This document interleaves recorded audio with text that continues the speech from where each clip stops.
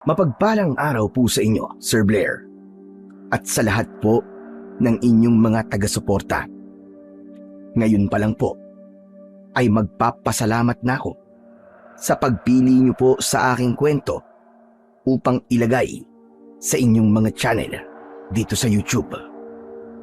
Sa ibabahagi ko pong kwento ay hindi lamang katatakutan ang gusto kong ibahagi, kundi ang katotohanan na ang panloloko at panlalamang sa kapwa ay walang magandang maidudulot. Ang kwento ng aking buhay ang masasabi ko na isang patunay na totoo ang bagay na yan.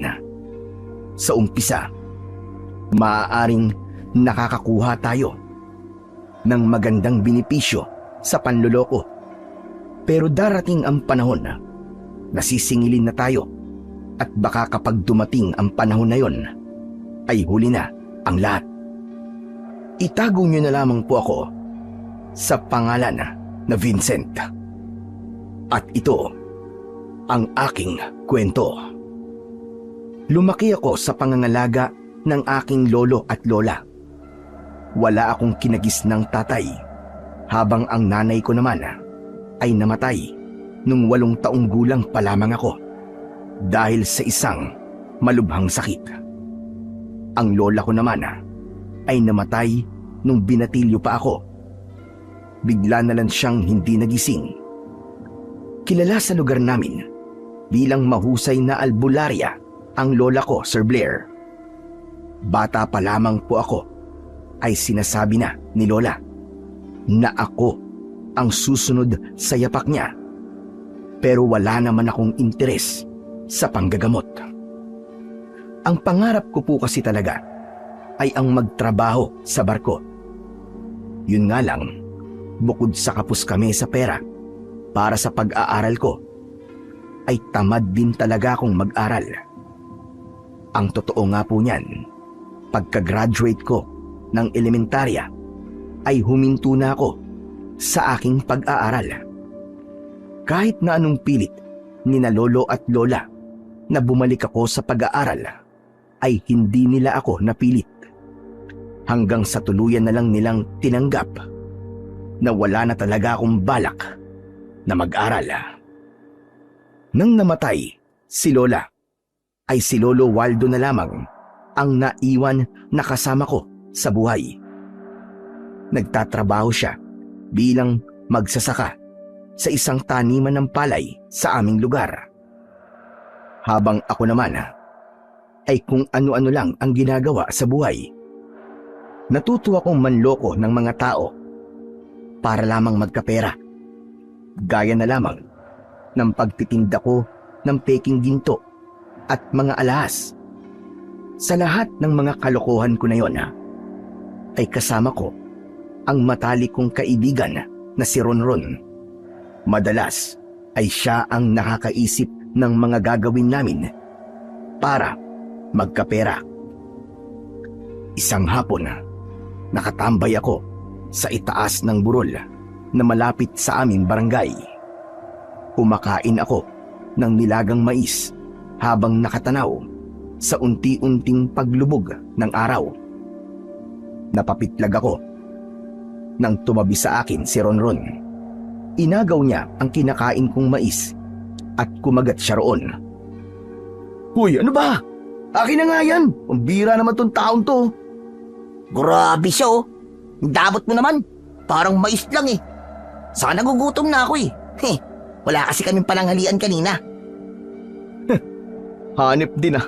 Kasalanan ko ba kung walang pagkain sa bahay niyo? Hindi. Pero magkaibigan tayo, Vincent. Dapat, kung anong meron ka, isishare mo rin sa akin. Huwag kang madamot. Kung makapagsalita ka ng ganyan ah, ano bang tingin mo? Mag-asawa tayo? Yak, kadiri. Ang sarap nitong mais, grabe. Ang tamis. O ito na. Tinirhan pa kita. Wag na. Ubusin mo na yan. Baka sabihin mo napakasama akong tao. Teka, mamayang hapunan pala. May pagkain ba kayo sa bahay nyo? Meron na. Nakautang si nanay ng 1 kilong bigas at 1 lata ng sardinas sa tindahan eh. Kasya na ba yun sa inyo? Eh hindi ba, 7 kayo magkakapatid? Kasya na yun. Igigisa lang ni nanay yung sardinas tapos sasabawan niya ng maraming tubig. Tapos, lalahukan niya ng malunggay. O di kakasya na sa amin yun. Ay nako. Bakit kasi di ka nag-iipon nung ang lakas-lakas ng kinikita natin sa pagbebenta ng peking alahas eh? Kung ano-ano kasing binili mo na hindi naman importante. Bakit? Ako lang ba ang gumagastos ng pera sa walang kwentang bagay? Hindi ba? Ikaw nga halos gabi-gabing nasa bar eh. Tapos nagbabayad ng babae para maitable. At least naging masaya naman ako. Pero Ron, seryoso. Kanina pa ako nag-iisip eh kung ano na ang susunod nating pagkakakitaan. Hindi na tayo pwedeng bumalik sa pagbebenta ng peking alahas dahil muntik na tayong makulong dahil dun sa uli nating napagbentahan. Kaya nga eh, delikado ng racket na yun. Natakot talaga ako nun, Chong. Mabuti na lang at nadala natin sa pag-iyak-iyak at pagmamakaawa si Doña Lourdes. Kung hindi, Diyos ko ho, parehas tayong nanghihimas ng bakal ngayon. Eh ano nang gagawin natin ngayon? Alam mo ba? Palagi na akong binubungangaan ni Lolo Waldo eh. Sabi niya, kung nagtapos lang daw sana ako sa pag-aaral kahit high school, eh makakahanap daw ako ng maayos-ayos na trabaho. Gusto nga niya na magtrabaho rin ako sa bukid eh. Eh ayoko naman sa ganung trabaho, bigat-bigat nun. Araw-araw akong may initan. Lalo lang akong iitim kapag ganun ang ginawa ko eh. Uy, teka. Tamang-tama pala yung naisip ko. Total, ilang linggo na tayong walang racket. Kaya sasabihin ko na sa itong nasa utak ko ng matagal ng panahon. Matagal na panahon ha. Ano na naman yan naiisip mo? Baka delikado yan ha. Ayoko yung okay sa una tapos sa huli, makakasuhan na naman tayo. Ayoko nang maulit yung gaya nung huli. Baka mamaya, sa susunod, hindi na kagaya ni Doña Lourdes yung mabiktima natin. Yari tayo. Baka makulong na talaga tayo. Kita mo tong taong to. Wala pa nga akong sinasabi sa susunod nating gagawin eh. Dami mo na kagad sinasabi. Puro negative na kagad. Saka pinag-isipan ko to na maigi, Chong. At siniguro ko na kahit na anong mangyari, ay hindi tayo makukulong, promise. Sige. Ano ba yung naiisip mo? Ganito kasi, Chong. Hindi ba? Kilalang albularya ang lola mo nung nabubuhay pa siya. Oo naman. Hindi lang dito sa lugar natin, kundi kilala rin siya sa ibang lugar. Bakit ba yun? Ganito ang gagawin natin. Makinig ka mabuti, ha? Magpapanggap kang albularyo. Ha? Ano bang kalokohan niyang sinasabi mo? At paano ko naman gagawin yun, Aber? Saka tingin mo ba, may maniniwala sa akin na may kakayahan akong manggamot? Pambira ka, oo. May mga nakakaalam na sinubukan ni Lola na turuan ako ng kaalaman niya. Pero ayoko. At alam din ng mga tao na hindi ako nag-aral para maging manggagamot. Wala. Negative yan. Malabo pa sa ihi ng lasing. Hindi ba ang usapan natin ay huwag mag-iisip ng negatibo kung hindi pala gagawa ang plano? O ano yung ginagawa mo ngayon? Oo nga. Pero iba kasi yung naiisip mo na yan eh. Imposible talaga may maniniwala sa akin na kaya kong manggamot. Saka baka unang araw pa lang siguro na gagawin natin yan eh. Malalaman na kagad ng mga tao na isa akong peking albularyo. Dahil hindi gagaling yung mga nagpapagamot sa akin. Kaya nga ang gagawin natin ay itatanim natin sa utak ng mga tao na magaling kang albularyo. Tapos kapag sobrang naniniwala na sila, ay iisipin nila na gumagaling sila kahit papano kapag nagpapagamot sila sa'yo. Pero ang totoo, walang nagbago sa kondisyon nila. Ang utak lang nila ang nagkukumbinsi sa kanila na gumaling sila. Kasi nga, malaki ang tiwala eh. At paniniwala nila sa'yo. May tawag sa ganun. Kaya lang, nakalimutan ko na yung tawag eh.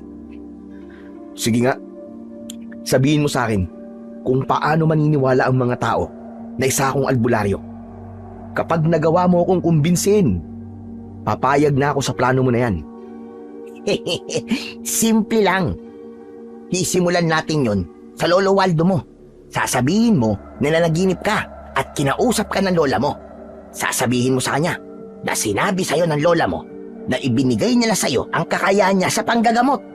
Tapos, kakukuntsabahin ko yung kapatid ko na kunwari may sakit siya. Tapos, napagaling mo siya. Ako na ang bahalang magpakalat sa mga tao na ikaw lang ang nakapagpagaling sa kapatid ko. Tapos, kapag marami nang nakakalam na mahusay kang albularyo, aba, siyempre, dadagsain ka na ng mga tao at kikita na ulit tayo ng pera. Malay mo, ito na pala ang sagot para yumaman tayo dalawa. Sandali kong pinag-isipan ang mga sinabi ni Ronron. Dahil masyadong detalyado ang pagkakalatag niya ng mga dapat naming gawin, ay nalaman kong matagal niya na yung pinlano. Paano kapag nabuko tayo? Di syempre hindi tayo aamin. Papanindigan natin hanggang sa huli na totoo kang albularyo. Tapos titigil na tayo. Siguro naman sa panahon na yon ay meron na tayong maraming pera. Sige, pumapayag na ako sa gusto mo. Siguraduhin mo lang na hindi tayo papalpak. Ipapaalala ko lang sa'yo na ang lahat ng alaala at reputasyon ng lola ko nakasalalay dito. Nananahimik na yung patay. Idadamay pa natin sa kalokohan natin. Ano ka ba naman, Chong? Maiintindihan ka ng lola mo sa gagawin natin. Baka nga matuwa pa yung kapag yumaman kayo dahil sa gagamitin natin ang tiwala ng mga tao sa kanya noon para kumita tayo ng pera. O na. Kinakabahan lang ako pero sa tingin ko, maayos naman ang pagkakaplano mo eh. Sige, hayaan mo bukas. Sisimulan ko na to. Sasabihin ko kay Lolo na nagpakita si Lola sa panaginip ko kahit hindi naman talaga. Ayos! Hindi na ako makapaghintay na yumaman tayo, pare. Nakangiti kong tinignan ang papalubog na araw. Nagpakawala ako ng malalim na paghinga at sa utak ko ay naglaro ang mga bagay na mangyayari kapag naging matagumpay ang gagawin namin ni Ronron. Sigurado ako na magkakaroon kami ng maraming pera kapag dinagsa ako ng mga tao. Nang panahon na yon ay wala akong nararamdamang sundot ng konsensya dahil ang tanging nasa utak ko lamang ay ang kumita ng pera. Matapos naming mag-usap ni Ronron, ay umuwi na ako sa bahay. Naabutan ko doon si Lolo Waldo na naghahain ng hapunan. Merong pritong tilapia at ginisang pechay sa lamesa. Mabuti naman at naisipan mo pang umuwi. Muntik na akong kumain mag-isa at ubusan ka ng pagkain. Saan ka na naman ba nanggaling, ha? Siguro'y magkasama na naman kayo ni Ronron at nagpaplano na naman kayo sa susunod yung gagawin na panloloko sa mga tao. Ano, tama ba ako? Magkasama nga po kami ni Ronron, pero wala po kaming pinaplanong masama. Pambira naman kayo. Nadala na po ako sa nangyari nung nagbenta kami ng peking alahas kasi muntik na po kami makulong dun eh. Mabuti naman kung ganon. Pero sana ay totoo yung sinabi mo. Dahil sa susunod na manloko ulit kayo ng tao para lang magkaroon ng pera, ay ako na mismo ang magpapakulong sa inyong dalawa. Mga lintik kayo. Hindi kita pinalaki ng ganyan, Vincent. Noon pa man, ay palagi kong sinasabi sa iyo na mas mabuti ng maliit ang perang kinikita natin. Basta hindi galing sa pagnanakaw at panloloko. Huwag po kayo mag-alala, Lolo Waldo. Kasi simula po ngayon, ay magbabago na po ako. Maniwala po kayo. Ikaw, magbabago! Diyos ko po! Bakit ba ayaw niyo maniwala, Lo? Alam niyo po kasi ganito yan eh. Nito pong mga nakaraang gabi, palagi ko na lamang po napapanaginipan si Lola. Hindi na ako nagtaka kung palagi nagpapakita ang lola mo sa panaginip mo. Malamang ay binubungangaan ka niya dahil sa mga desisyon mo sa buhay mo. Hindi po, Lo. Mali po kayo. Ano po kasi, basta, parang may gusto po siyang sabihin sa akin, pero hindi ko po maintindihan. Kaya nga po kanina nagpasama po ako kay Ronron sa sementeryo. Dinalaw ko po rin si Lola at sinabi ko sa kanya na sa susunod po na mapapanaginipan ko siya, ay ayusin na po niya yung pagsasalita niya sa panaginip ko para maintindihan ko po kung ano ba talaga ang gusto niyang ipahiwatig sa akin. Ano naman kaya ang gusto niyang ipahiwatig sa'yo? Hindi ko nga po alam eh. Hayaan nyo, kapag naging malinaw na po ang pagsasalita ni Lola sa panaginip ko, ay kayo po ang unang-una kong pagsasabihan. Panaginip lang naman yan. Minsan ay walang ibig sabihin ng mga yan. Ang mabuti pa'y umupo ka na rito para makakain na tayo at kanina pa akong nagugutom. Umupo na ako at nagsandok ng kanin at ulam. Lihim akong napangiti dahil alam ko na sa pagkakataon na yon ay naitanim ko sa utak ni Lolo Waldo na merong mensahe na nais iparating si Lola sa akin. Naisip ko na hindi ko pwedeng sabihin ng biglaan kay Lolo na ipinamana sa akin ni Lola ang kakayahan nitong manggamot dahil malaki ang posibilidad na hindi niya ako paniwalaan. Bago ako matulog sa gabing yon, ay inihanda ko na ang sarili ko sa pinakamalaking kasinungalingan na sasabihin ko kay Lolo Waldo. Kahit alam ko na mali ang gagawin ko, ay ipinagdasal ko pa rin sa Diyos ang tagumpay namin ni Ronron. Sinabi ko sa Diyos na maganda ang hangarin ko, kaya ko yun gagawin dahil hindi lang yun para sa akin, kundi maging kay Lolo Waldo na rin. Pangarap ko kasi talaga na huminto na sa pagtatrabaho si Lolo dahil matanda na siya. Ang gusto ko ay nasa bahay lang siya at nagpapahinga. At yun na nga, pagkagising ko kinabukasan ng umaga, ay naghahanda na si Lolo Waldo ng aming almusal. Umarte ako na nakatulala at wala sa sarili nang umupo ako sa hapagkainan. May galunggong pala dyan sa batalan. Linisin mo yon pagkaalis ko at lagyan mo ng asin. Tapos iprito mo na lang. Baka naman kung saan ka pa pumunta ha. Baka makalimutan mo na namang damuho ka. Nadalan ako ng pagkain mamayang tanghali. Hoy! Ba't sandali lang? Ano ba nangyayari sa'yo? Bakit nakatulala ka dyan? Lo, ano kasi, si Lola? Oh, anong tungkol sa lola mo? Napanaginipan ko na naman po siya kagabi. At naging malinaw na po sa akin ang gusto niyang sabihin. Talaga? Ano ba sinabi sa'yo ng lola mo at nagkakaganyan ka? Para ka natuklaw ng ahas sa itsura mo. Lo, hindi po kayo maniniwala. Pero ang sabi po sa akin ni Lola ay kailangan ko pong ipagpatuloy ang nasimulan niya. Ang sabi po niya ibinigay na po niya sa akin ang kakayahan niya sa panggagamot. Tapos nung naalimpungatan po ko, nakita ko po si Lola na nakaupo po sa tabi ko at hinahawakan niya po ang isa kong kamay. Naramdaman ko po na para bang meron po siyang ipinasa sa akin at sigurado po ako na yun po ay ang kakayahan niya sa panggagamot. Ang totoo nga po niyan para pong nararamdaman ko na may kakaiba po sa katawan ko ngayon. Tignan niyo po at nanginginig pa mga kamay ko, tignan niyo. Totoo ba yung sinasabi mo, iyo? Tsaka bakit naman ipapamana sa'yo ng lola mo ang kakayahan niyang manggamot? Hindi ba alam naman niya na ayaw mo maging albularyo? Hindi po ako sigurado Pero pakiramdam ko ay gusto po talaga ni Lola na wag mawala sa pamilya natin ang panggagamot. Kaya naisip po niya na ibigay po sa akin yun.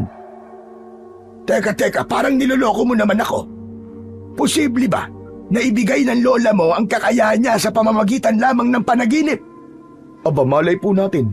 Ewan ko kay Lola. Sa panahon po ngayon, lahat naman po ng imposible, nagiging posible na.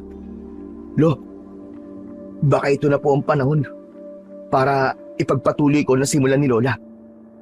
Kung noon po, tinanggihan ko po ito. Ngayon, buong puso ko na po itong tinatanggap.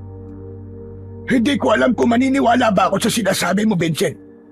Kilala kita Kapag sa kalokohan, ikaw ang numero 1. Di ko naman po kayo pinipilit na maniwala Pero tignan po muna natin ang mga mangyayari sa susunod na mga araw. Kahit po kasi ako hindi masyadong naniniwala na nasa akin na po ang kakayahan ni Lola sa panggagamot. Umarte ako na parang manghang-mangha habang pinagmamasdan ang aking mga kamay. Pasimple kong sinulyapan si Lolo Waldo at seryoso siyang nakatingin sa kawalan habang tila nag-iisip. Sa palagay ko, ay napapaisip si Lolo kung totoo ba ang nangyayari at para sa akin ay isa yung magandang bagay. Ibig sabihin ay may malaking posibilidad na darating ang panahon na maging si Lolo Waldo ay mapapaniwala namin ni Ronron sa binabalak naming malaking panloloko sa aming baryo. Nang nakaalis na si Lolo Waldo para magtrabaho, ay siyang pagdating naman ni Ronron. Sigurado ko na kanina pa siya nasa labas at talagang hinintay niyang makaalis si Lolo. O ano, Chong? Kumusta? Nagawa mo na ba yung unang step ng plano natin? Oo, Chong. Sinabi ko na kanina kay Lolo na nagpakita si Lola sa panaginip ko at ipinasa niya sa akin ang kakayahan niya sa panggagamot. O anong nangyari? Napaniwala mo ba ang lolo mo? Base kasi sa naging reaksyon niya kanina, ay mukhang di pa siya naniniwala ng lubusan eh. Siyempre, normal naman yun. Sa una, hindi pa siya talaga maniniwala. Kaya kailangan na kagad nating simulan yung pangalawang hakbang. At ikaw na ang bahala ron. Gawin mo na kagad yun para makapagsimula na ako sa panggagamot. O sige. Ako nang bahala sa bagay na yan. Nakausap ko naman na ang kapatid ko at pumayag naman siya. Basta, bibilang ko raw siya ng sapatos kapag kumita na tayo. Pagkatapos ng pag-uusap namin ni Ronron, ay umalis na siya para gawin ang dapat niyang gawin. Kinabahan ako, pero mas lamang ang aking pagkasabik dahil malaki ang tiwala ko sa planong yun ni Ronron. Para sa akin, yun ang pinakamaganda sa mga planong naisip niya kung paano kami magkakapera. Makalipas ang ilang araw, ay nalaman kong gumana ang ginawa ni Ronron. Naging usap-usapan kasi sa aming barangay na nagawa kong pagalingin ang kapatid ni Ronron sa sakit nito. Nagkunwari kasi ang kapatid niya na merong mataas na lagnat at nagdidelirio kahit hindi naman talaga nangyari. Sinabi ni Ronron na pinagaling ko ang kanyang kapatid. Isang hapon, habang nasa bahay ako, ay inilabas ko ang mga gamit ng aking lola sa panggagamot. Nakalagay yon sa isang malaking baul. Sinadya ko na maabutan ako ni Lolo Waldo na pinakikialaman ang mga yon. Kaya nang dumating si Lolo Waldo, ay umupo siya at pinagmasdan ako habang isa-isa kong hinahawakan ang mga gamit ni Lola. Hoy! Anong ginagawa mo? Bakit mo inilalabas sa mga gamit na yan? Lo, hindi ko po may paliwanag eh. Pero parang tinatawag po ako ng mga gamit ni Lola sa panggagamot. Parang sinasabi nila sa akin na oras na para ako naman ang gumamit sa kanila. Kalat na ngayon dito sa barangay natin. Ang nagawa mong pagalingin ang kapatid ni Ronron. Sabihin mo nga sa akin ang totoo. Paano mo yun nagawa? Lo, ang totoo niyan, hindi ko rin po talaga alam eh. Nung isang araw po kasi, lumapit si Ronron sa akin, umiiyak po siya dahil sobrang taas daw po ng lagnat ng kapatid niya. Nagdidiliri raw po, tapos tumitirik na po ang mga mata. Yun, pumunta po ako sa bahay nila at sobra po akong naawa nang nakita ko po ang kapatid niya. Naalala ko po yung ginagawa nun ni Lola. Hinawakan ko lang po yung ulo ng kapatid ni Ronron at may mga salitang kusang lumabas sa bibig ko. Pagkatapos po nun, aba, parang himala po na nawala ang mataas na lagnat ng kapatid ni Ronron.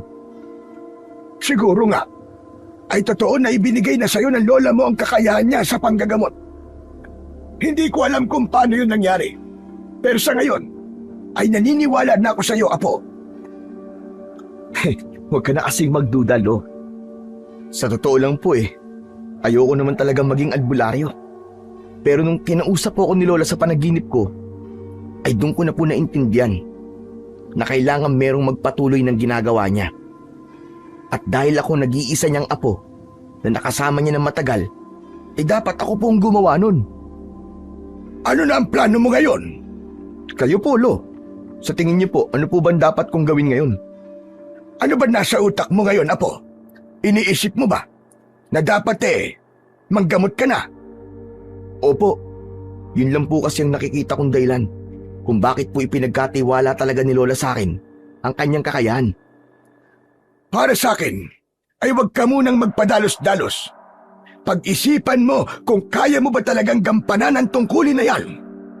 Tandaan mo na kapag sinimulan mo na yan, ay habang buhay mo nang gagawin yan.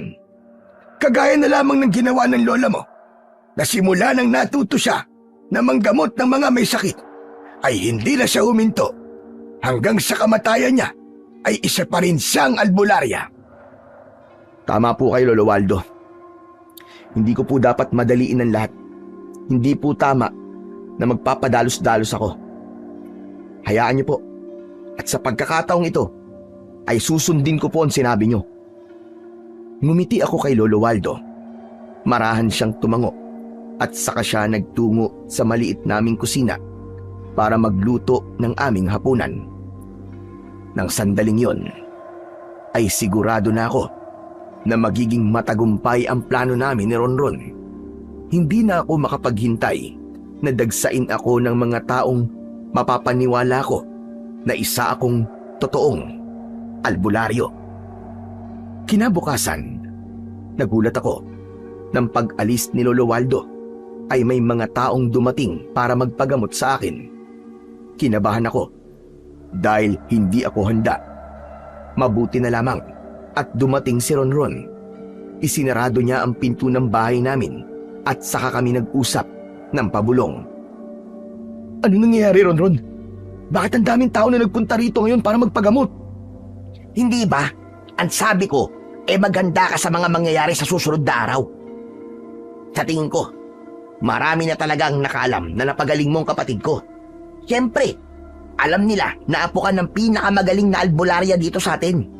Kaya may tiwala kagad sila na magaling ka rin. Sinabi ko naman kay Lolo na hindi ako magpapadalos-dalos sa desisyon ko na magiging albularyo ko. Ano kaya kung paalisin muna natin yung mga tao sa labas? Pauwiin na lang muna natin sila. Hindi natin pwedeng gawin yun, siraulo ka ba? Baka magduda sila sa kakayahan mo. Hindi mo ba naiisip? Ito na ang hinihintay nating mangyari. Hindi natin to pwedeng palampasin. Ano ang gagawin natin? Hindi nga sabi ako handa Paano ko sila gagamutin? Nakikita mo naman siguro kung paano manggamot ang lola mo dati, di ba? Gawin mo lang yung ginagawa niya. Ikaw nang bahala ron.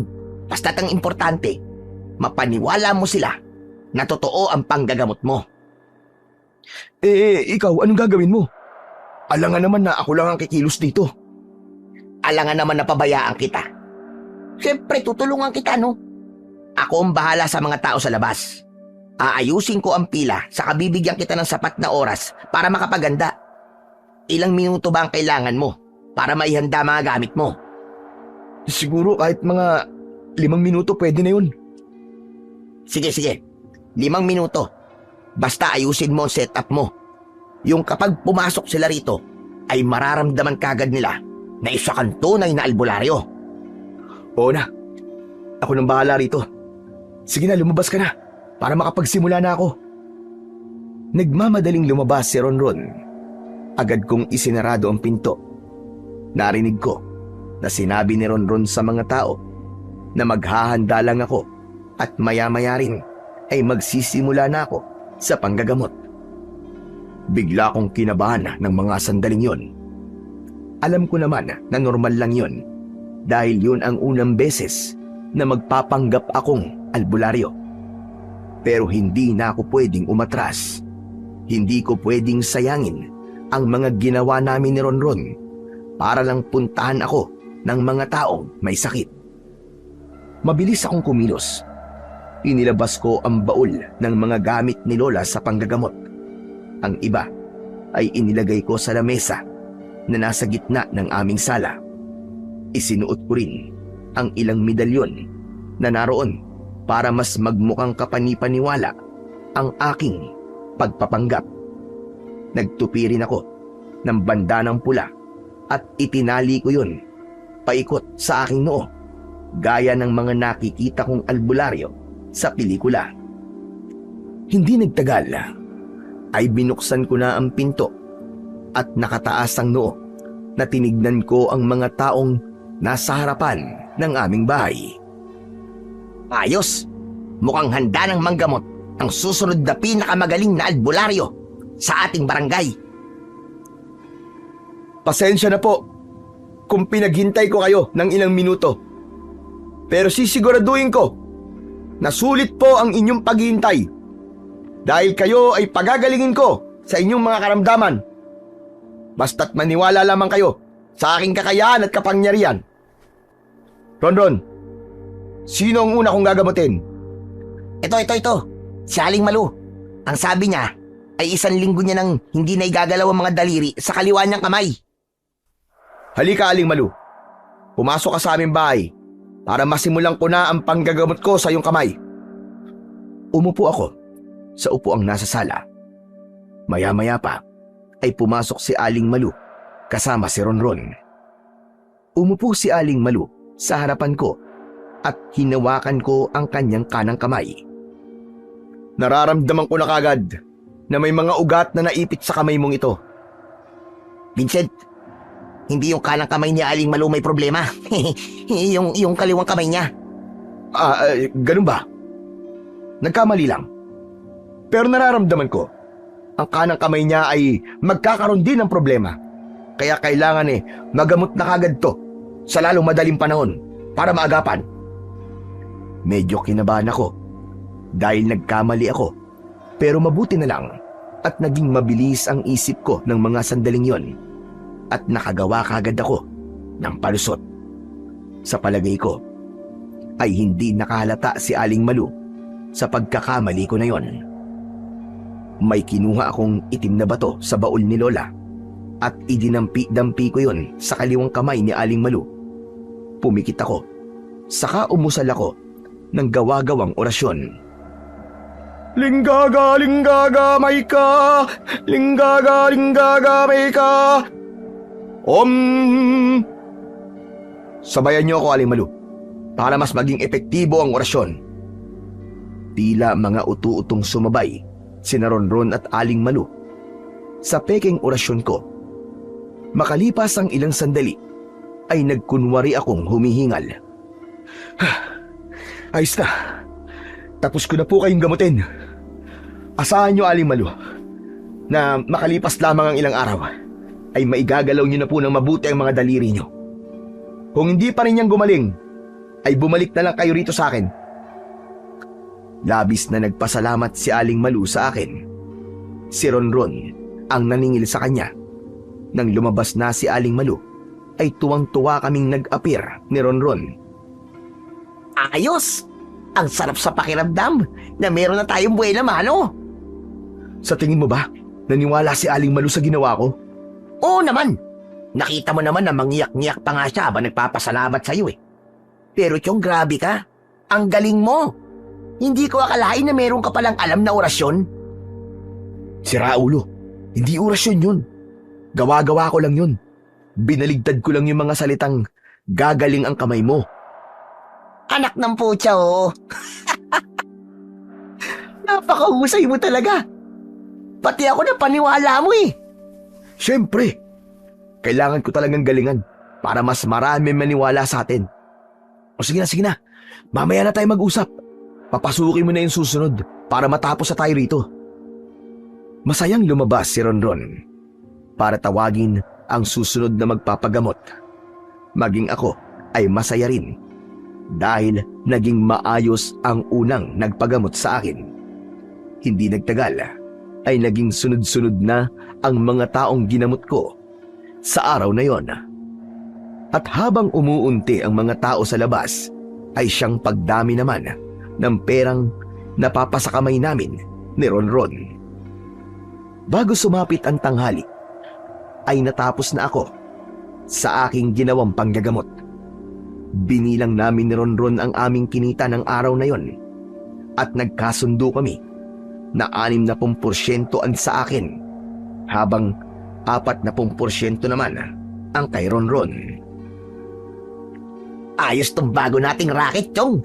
Biruin mo, unang araw pa lang ay malaki-laki na ang kinita natin. Paldo agad.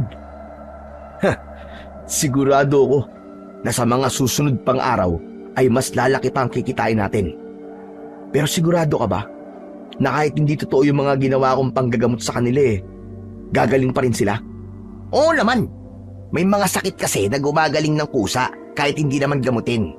At kapag gumaling sila, iisipin nila na ikaw talagang may gawa nun. Kaya huwag ka nag-iisip ng kung ano-ano.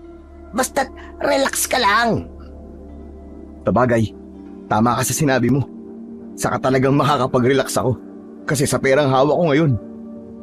Hoy ikaw bumili ka agad ng bigas at ulam nyo Baka naman kung ano-ano ulit ang bilin mo. Kahit hindi mo sabihin sa akin yan, gagawin ko yan. Saka, naisip ko na mag-ipon ako para kung sakaling kailangan na nating itigil to, meron pa rin akong pera, di ba? Mukhang maganda ang naisip mo Sa tingin ko ganyan din ang gagawin ko. Mag-iipon din ako. Pero paano pala si Lolo Waldo? Anong paano si Lolo Waldo? Hindi ba? Hindi pa niya alam na nagsimula ka na sa panggagamot? Oo nga, paniguradong magugulat yun. Lalo na't sinabi ko sa kanya na pag-iisipan ko muna kung manggagamot na ba ako o hindi pa. Pero ako na ang bahala sa kanya, huwag ka na mag-alala. Tsaka, wala na rin naman siyang magagawa kasi nasimulan ko na O sige, ikaw na ang bahala sa kanya. O paano, aalis na muna ako. Malapit na rin mag-alas 12 ng tanghali. Kaya kailangan ko nang bumili ng pagkain namin. Basta bukas ay babalik ulit ako rito. At baka may mga magpapagamot na naman sa'yo. O sige, ingat ka. Salamat. Nang nakaalis na si Ronron, ay muli kong binilang ang perang kinita ko. Napakasaya ko ng araw na yon dahil hindi ko inasahan na ganun kalaki ang kikitain namin sa loob lamang ng ilang oras. Sigurado ako na kung araw-araw ay ganung halaga ng pera ang mapapasa kamay ko, hindi magtatagal ay magagawa ko ng pahintuin si Lolo Waldo sa pagtatrabaho para makapagpahinga na siya. Naisip ko na magtungo sa bayan para makabili ako ng mga pangangailangan namin ni Lolo Waldo. Bumili ako ng mga dilata at 1 buong litsyong manok para pang ulam namin. Nang nakauwi na ako, ay inayos ko sa kusina ang mga pinamili ko. Pagsapit ng hapon, ay dumating na si Lolo Waldo at baka sa mukha niya ang pagod. Umupo siya at inutusan niya akong ikuha siya ng tubig. Agad naman akong tumalima at pagkabigay ko ng 1 baso ng tubig kay Lolo, ay mabilis niya yung inubos. Sandali nga. Totoo ba narinig kong usap-usapan habang pauwi ako rito? Ano pong usap-usapan, Lo? Na nagsimula ka ng manggamot. Ang sabi sa akin ng mga tsismosa sa labas ay ang dami raw taong nagpagamot sa'yo kaninang umaga. Ah, yun po ba? Opo, Lo, totoo po yun. Oh, ang akala ko ba'y pag-iisipan mo muna na mabuti ang bagay na yan. Ang sabi mo pa, ayaw mong magpadalos-dalos ng desisyon. Ganyan ba yung hindi nagpapadalos-dalos? Sige nga. Lo, hindi ko na po kasi nagawan tanggihan yung mga taong nandito kanina. Nagmamakaawa pa nga po yung iba na gamutin ko sila kasi hirap na raw po sila sa sakit nila. Kung nakita mo lang sana sila kanina, Lo, maaawa ka talaga sa kanila. Pero sana, hindi ka nagpadala sa awa mo sa kanila. Sana ay tumanggi ka muna. Sa ginawa mong yan, ay parang sinabi mo na rin na habang buhay ka ng magiging albularyo. Kaya mo bang pangatawanan yon? Oo naman po, Lo. Hindi po ba si Lola, hanggang sa huling hininga niya, ay isa pa rin siyang albularya? Ewan ko sa'yo. Sana lang ay hindi mo pagsisihan yung desisyon mo. Hindi sa'yo kung sundan mo ang yapak ng lola mo. Pero ang gusto ko ay sigurado ka talaga na gusto mong gawin yan. Huwag po kayo mag-alala, Lo. Kasi sigurado na po talaga ako na gusto ko pong maging albularyo. Ang mabuti pa po, Lo, magpalit na po kayo ng damit nyo at baka matuyuan pa po kayo ng pawis niyan eh. Napailing si Lolo Waldo nang tumayo siya. Hindi pa man siya nakakaakbang nang bigla siyang tigilan. Napansin ko na nakatingin siya sa mga delata na nasa kusina. Aba, saan galing ang napakaraming dilata na yun? Namigay ba si Mayor ng grocery kanina? Hindi po, Lo. Binili ko po ang mga yan sa bayan kanina. Saka, meron na rin po tayong ulam. Bumili po ako ng litsyong manok. At saan ka kumuha ng pera na pambili ng mga yan? Sandali lang. Huwag mong sabihin na siningil mo ng malaki yung mga nagpapagamot sa'yo kanina. Ganun na nga po. Ang ibig po sabihin siningil ko nga po sila pero hindi naman po malaki. Marami lang po talaga nagpagamot kanina kaya medyo malaki po ang nakuha kong donasyon. Saka yung iba po sa kanila, sila na po yung kusang nagbigay sa akin ng bayad Sinasabi ko sa'yo, Vincent, huwag mong gawing negosyo ang kakayahan mong manggamot na ibinigay sa'yo ng lola mo. Dahil nung buhay pa ang lola mo, ay hindi siya naniningil ng malaki. Kung ano lang ang kayang ibigay ng tao, ay buong puso niyang tinatanggap. Kapag nalaman kong inaabuso mo ang pangangailangan ng mga tao sa kakayahan mo, ay papatigilin talaga kita sa panggagamot na yan. Ang dami niyo naman po agad sinabi, Basta't ang importante po ay makakatulong na po ako sa inyo at sa mga gastusin dito sa bahay sa malinis po na paraan. Hindi po ba? Yun ang isa sa mga gusto nyo, ang kumita po ako ng pera nang hindi nanloloko ng tao. Oo nga, pero ayoko rin na nang aabuso ka. Tandaan mo, may karma ang ganong gawain. Sige na. Alam ko po ang gusto nyo sabihin at naiintindihan ko po kayo, Sige na, magpalit na po kayo ng damit. Matalim akong tinignan ni Lolo Waldo bago niya hinubad ang kanyang damit. Ngumiti naman ako sa kanya para ipakita na wala akong ginagawang masama. Matapos yun, ay nagtungo na ako sa kusina para makapagsaing na ako. Umiwas muna ako sa pakikipag-usap kay Lolo Waldo dahil may hinala ako na nagdududa na siya na meron akong ginagawang mali. Sa mga nagdaang araw ay palaging may nagpupunta sa bahay para magpagamot.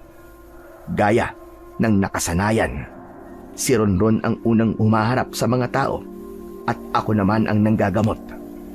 Unti-unti akong nakilala, hindi lang sa barangay namin, kundi sa mga kalapit na lugar namin dahil sa aking ginagawa. Marami ang nagkaroon ng tiwala sa akin dahil apo ako ng namayapang mahusay na albularya. May mga bumalik at nagsabing napagaling ko sila. Hindi ako makapaniwala kasi kahit hindi totoong panggagamot ang aking ginagawa, ay meron pa rin gumaling. At nang dahil doon, ay patuloy ang pagpasok ng pera sa amin ng kaibigan kong si Ronron. Hindi ko na naging problema pa si Lolo Waldo dahil tila tinanggap na niya na isa na talaga akong albularyo. Isa pa, sa tuwing nanggagamot ako ay wala siya sa bahay dahil nasa trabaho siya. Kaya naman, hindi niya nakikita na hindi totoo ang panggagamot na ginagawa ko. Isang gabi, pagkatapos ng hapunan, ay dumating si Ronron. May dala siyang isang bote ng alak at pulutan. Aniya, ay nais niyang ipagdiwang ang unti-unting pagiging kilala ko bilang mahusay na albularyo sa aming lugar. Sa loob ng bahay kami uminom. At habang nag-iinom kami, ay lumapit si Lolo Waldo sa amin. Hoy, kayong dalawa! Lalabas lang ako Bibili lang ako ng katol at napakalamok ngayon. Sige po, mag-iingat po kayo. Nang lumabas na si Lolo Waldo, ay doon na kami nakapag-usap ni Ronron ng malaya. Grabe, Chong. Hindi pa rin talaga ako makapaniwala sa mga nangyayari sa atin ngayon. Aba, biruin mo. Araw-araw ay ang laki ng perang kinikita natin. Aldo-paldo. Sinabi mo pa. Ang laking tulong sa pamilya ko ng kinikita natin, Chong. Alam mo ba, na nabayaran na namin ang lahat ng utang namin sa tindahan? Wala na, zero balance na. Ako naman, araw-araw na masarap ang ulam namin ni Lolo. Tapos nakakapag-ipon pa ako. Kapag talaga malaki na ang naipon ko, papahintuin ko na si Lolo Waldo sa pagtatrabaho para hayahay na lang siya dito sa bahay namin. Sana talaga. walang makaalam ng ginagawa natin panloloko sa mga tao. Pero aminin mo, Chong, ito ang pinakamagandang ginawa natin sa buong buhay natin, di ba? Sumasang-ayon ako sa sinabi mong yan, Chong. Sa kanung una, ang akala ko talaga mahihirapan ako magpanggap na isang albularyo Pero hindi pala. Sobrang dali lang pala, lalo na at maraming mga may sakit na desperadong gumaling. Kahit nga si Lolo Waldo ay paniwalang paniwala na ibinigay ni Lola sa akin yung kakayahan niyang manggamot. Grabe, Chong. Sa tingin ko, pwede na nga ako maging artiste kasi ang galing kong umarte. Napahinto ako sa pagsasalita nang napansin ko na nanlalaki ang mga mata ni Ronron. Nakaawang ang bibig niya at bakas sa mukha niya ang takot. Oh, ano nangyayari sa'yo? Tinamaan ka ba ng alak? Hoy, huwag kang umarte ng ganyan. Hindi pa nga natin nakakalahati yung bote. Vincent, si Lolo Waldo mo. Si Lolo? Anong tungkol sa kanya? Nasa may pintuan siya. Paglingon ko ay nagulat ako dahil nakatayo si Lolo Waldo sa pintuan. Matalim ang kanyang mga mata. Lumapit siya sa akin at malakas niya akong binatukan. Aray ko! Lolo naman! Bakit ba kayo nananakit? Walang hiya ka! Mabuti na lamang pala't bumalik ako kasi nakalimutan ko yung wallet ko. Dahil kung hindi, ay hindi ko maririnig ang lahat ng mga pinagsasasabi mong damuho ka! Vincent, Chong, labas muna ako, uuwi na ako. Walang uuwi! Hindi ka pwedeng umuwi, Ronron. Dito ka lang. Dahil magkasabwat kayo itong tarantadong Vincent na ito sa kalokohang ginawa ninyo. Lo, teka lang naman, magpapaliwanag ako. Ano pa bang paliwanag ang kailangan ko marinig, ha? Sapat na ang mga lumabas sa bibig mo. Malinaw na nagpapanggap kang albularyo para manloko ng mga tao at kumita ng pera. Hindi mo na talaga ako binigyan ng kahihiyan. Lo, wag naman po kayo sumigaw. Baka mamaya may makarinig sa inyo Wala akong pakialam kung may makarinig sa mga sinasabi ko. Mas maganda nga yun para malaman ng mga tao rito ang kalokohan ninyong dalawa. Hindi ba kayo nakukonsensya sa ginagawa nyo, ha? Paano nyo naaatim na gastusin ang perang galing sa panluloko nyo sa mga tao? Pero Lo, isipin niyo nilang po yung perang kinikita ko sa ginagawa namin ni Ronron. Malaki po yung natutulong nun sa atin, ha? Malay niyo po, makapagpatayo na po tayo ng sarili nating negosyo. Baka nga po yun ang maging dahilan para makaahon po tayo sa hirap Hindi ko gustong makaahon sa hirap sa maruming paraan. At seryoso ako sa sinasabi ko, Vincent. Kaya kitang ipagkanulo sa mga tao.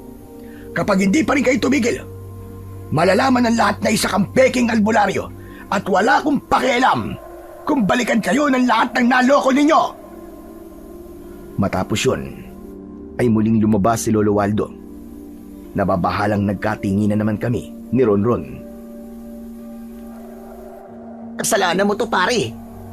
Tuloy-tuloy ka kasi sa pagsasalita kanina Malay ko ba nababalik si Lolo?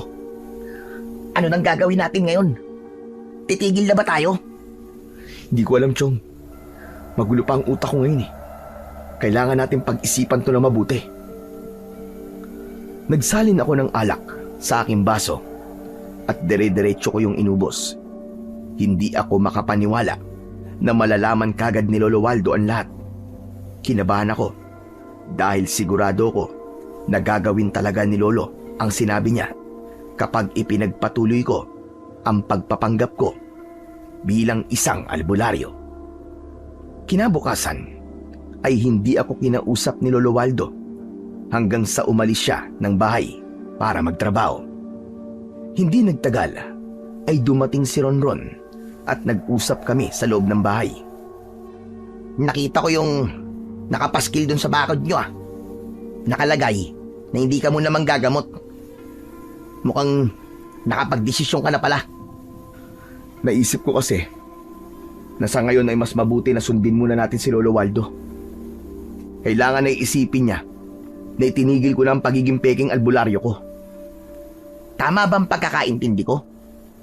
Ang ibig mo bang sabihin ay pansamantala lang tayong titigil? O, kahit 1 buwan lang, magpahinga tayo. Pagkatapos, sa ibang lugar na tayo manggagamot. Hindi na dito, para hindi malaman ni Lolo ang ginagawa natin. Sasabihin ko na lang na may trabaho na ako sa bayan. O sa kung saan lugar. Para hindi siya magtaka kapag araw-araw akong umalis. Maganda nga yung naisip mo, Chong. Talagang ayaw mong pakawalan ng pagiging peking albularyo mo, ha? Siyempre, ang laki kaya ng kinikita natin dito. Sa gitna ng pag-uusap namin ni Ronron, ay may narinig kaming kumatok sa may pinto. Kinabahan ako dahil baka si Lolo Waldo yun at narinig na naman niya ang pinag-usapan namin ni Ronron. Tumayo ako para buksan ang pinto. Nakahinga ko ng maluwag dahil hindi si Lolo Waldo ang naroon, kundi isang lalaki na sa tansya ko ay nasa 40 na ang edad. Matangkad siya at malaki ang katawan. Makapal ang bigote at balbas niya. Sa bihis niya ay masasabi ko na may kaya siya sa buhay. Sino po kayo? Ano pong kailangan nyo? Ako si Amado. Nandito ako para kausapin ang kilalang albularyo na si Vincent. Ako po ang hinahanap nyo. Ako po si Vincent. Pero hindi po muna ako nang gagamot sa ngayon eh. Sa ibang albularyo na lang po kayo magpunta. Marami na akong pinunta ang albularyo at lahat sila ay di napagaling ang sakit ng aking asawa. Marami rin na nagsabi sa akin na ikaw ay apo ng pinakamahusay na albularya. Kaya sigurado ko na gaya niya ay mahusay ka rin. Totoo po ang huli niyong sinabi pero pasensya na po talaga. Nagpapahinga po muna ako sa panggagamot. Magbabayad ako ng malaking halaga sa oras na mapagaling mo ang aking asawa. Magkano po bang kaya niyong ibayad, Sir Amado? Ano ka ba naman, Ronron? Bakit ka nakikisali sa usapan namin? Narinig ko yung salitang malaking halaga eh. 200,000 piso. Yan ang makukuha mo sa sandaling mapagaling mo ang aking asawa. O kahit mapabuti mo man lang ang kanyang kondisyon. Napalunok ako. Nanlamig ang buong katawan ko sa halaga na sinabi ni Amado. Sinabi ko kay Amado na sandali lang dahil kailangan naming mag-usap ng kaibigan ko. Isinarado ko ang pinto at nagtungo kami ni Ronron sa kusina para siguradong hindi kami maririnig ni Amado. Pare, 200,000 peso sesyon. Napakalaking pera nun, pare, para sa isang taong gagamutin mo. Pero hindi ba? Ang sabi ni Lolo, kapag hindi pa tayo tumigil, ay sasabihin niya sa mga tao na isa akong peking albularyo. Alam mo naman ang mangyayari sa atin dalawa kapag ginawa yun ni Lolo, di ba? Maraming magagalit sa atin at baka palayasin pa tayo rito sa barangay natin. Pero Chong, mukhang di naman taga rito yung Amado na yun eh. Sa ibang lugar naman tayo manggagamot eh. Hindi na yung malalaman ni Lolo Waldo. Saka isipin mo yung perang ibabayad sa atin, Chong. Uulitin ko 200,000 pisong tumataginting yun. Isipin mo magagawa ng ganong kalaking halaga. Sa bagay, para sa mga kagaya nating mahihirap, ay malaki na ang perang yon. Pwede na kami makapagsimula ni Lolo ng isang maliit na negosyo. Tama ka dyan. At baka ang perang yun pa ang maging daan para tumigil na tayo sa ginagawa natin panluloko sa mga tao. Ano, Chong? Sige na, pumayag ka na. Last na to. Pagkatapos ito, magbabagong buhay na tayo. Sige. Sa tingin ko tama ka. Tatanggapin ko na ang alok ni Sir Amado. Yan! Ganyan nga. O tara, harapin na natin ulit si Sir Amado at baka biglang umalis yun. Nag-ipon muna ako ng lakas ng loob bago ko muling binuksan ang pinto. Ngumiti ako ng malaki kay Amado. Pasensya na po kayo kung pinaghintay namin kayo, Sir Amado. Pumasok po muna kayo at dito po natin pag-usapan sa looban lahat. Walang imik na pumasok si Amado. Umupo siya sa pang-isahang upuan habang kami ni Ronron ay magkatabi sa mahabang upuan. Ang totoo po niyan, ay nakapahinga po talaga ako sa panggagamot sa ngayon. Itong mga nakaraang araw po kasi talagang napakarami po na nagpapagamot sa akin. Siyempre, tao lang din naman po ako at nakakaramdam din ako ng pagod. Kailangan ko rin po kasi na magpahinga paminsan-minsan. Ikikwento mo na lang ba ang buhay mo? Hindi ako interesado sa bagay na yan. Ang gusto kong malaman ay kung kaya mo magkamutin ang aking asawa. Pasensya na po. Nagpaliwanag lang po ako ng konti kung bakit kanina tumanggi po ako sa inyo. Pero, ano po bang sakit ng asawa nyo? Hindi ko alam. Isang buwan na siyang hindi makabangon sa kanyang higaan. Bigla na lang nang hina ang kanyang katawan. Kaya kung handa kang gamutin siya, ay kailangan mo na sumama sa akin sa aming bahay. Hindi ko kasi siya maaaring ibiyahe papunta rito dahil baka mas mapagod siya at kung ano pang mas malalang mangyari sa kanya. Wala naman pong problema kung sasama po ako sa inyo. Kami po pala ng kaibigan ko. Hindi ko po kasi pwedeng hindi siya kasama kasi siya po ang parang assistant ko eh. Pero, sagot niyo po ba ang pamasahe at pagkain namin? Ayos lang po ba yun sa inyo? Hindi problema rito ang pera. Kahit dagdagan ko pa ang 200,000 piso na sinabi ko kanina, ay walang kaso sa akin. Basta, mapagaling mo lang ang aking asawa. Pasimple kaming nagkatinginan ni Ronron. Alam kong iisa ang tumatakbo sa utak namin. Talagang mayaman si Amado dahil handa siyang magbayad ng kahit ganong kalaking halaga para lang gumaling ang kanyang asawa. Kung ganun po pumapayag na po akong gamutin ng asawa nyo. Huwag po kayong mag-alala kasi gagawin ko po ang lahat para gumaling siya. Kailan po pala kami pupunta sa bahay niyo, Sir Amado? Sa lalong madaling panahon. Kung pwede sana ay ngayon na. Isasama ko na kayo sa bahay ko ngayong araw na ito. Talaga po palang nagmamadali kayo, no? Bakit? Dapat ba hindi ako magmadali kung buhay ng asawa ko nakasalalay dito? Sabi ko nga po. Sige po, sasama na po kami sa inyo ngayon. Bigyan nyo lang po kami ng konting oras para maihanda po mga dapat namin dalhin. Hihintay ko na lang kayo sa labas. Ayoko rito sa loob. Masyadong masikip at mainit. Matapos yun, ay lumabas na si Amado ng bahay at muli kaming nagkaroon ni Ronron ng pagkakataon upang makapag-usap. Nabigla naman ako sa mga pangyayari. Hindi ko akalain na ngayon na tayo aalis. Hindi man lang ako makakapagpaalam kay Lolo Waldo. Hindi ba? Dapat lang na hindi ka magpaalam sa kanya kasi baka mamaya niyan magduda siya sa kung saan tayo pupunta. Malaki rin ang posibilidad na pigilan niya tayo. Oo nga no. Sa bagay, may punto ka sa mga sinabi mong yan. Mas okay kung aalis tayo nang wala rito si Lolo Waldo. Mag-iiwan na lang ako ng sulat sa kanya para hindi siya mag-alala kapag umuwi siya rito nang wala ako. Tama, ganyan nga gawin mo. Teka, uuwi muna pala ako sa amin at mag-i-empake rin ako ng mga dadaling ko. Di kasi natin alam kung ilang araw tayo ron, di ba? Hinayaan ko na si Ronron na umuwi sa kanila.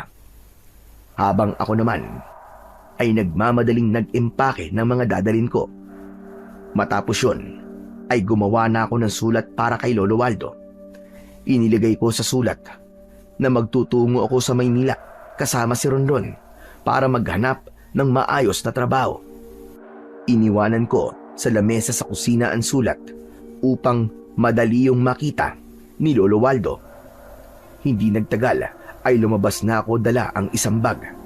Maya-maya pa ay dumating na rin si Ronron at magkakasama na kaming nagpunta sa kinaroroonan ng kotse ni Amado. Naunang sumakay si Amado habang ako naman ay pumuesto sa unahan. Si Ronron ay mag-isa sa huli ang upuan ng kotse. Nang umandar ang kotse, ay bigla akong kinabahan dahil yun ang unang beses na magtutungo kami ni Ronron sa ibang lugar upang maggamot. Habang nagmamaneo si Amado, ay tahimik lang siya. Seryoso ang mukha niya at nakatuon ang kanyang mga mata sa kalsada. Kakaiba ang presensya niya. Yung tipo bang parang hindi namin siya pwedeng biruin ni Ronron. Alam ko na ganun din ang pakiramdam ni Ronron kay Amado.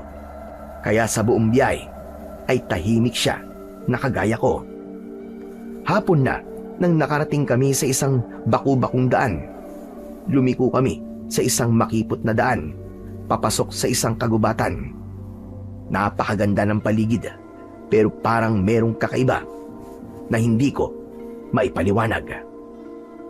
Makalipas ang ilang sandali, ay inihinto ni Amado ang sasakyan. Sa unahan namin ay merong mababaw na ilog. Hanggang dito na lang ang kaya ng sasakyan ko.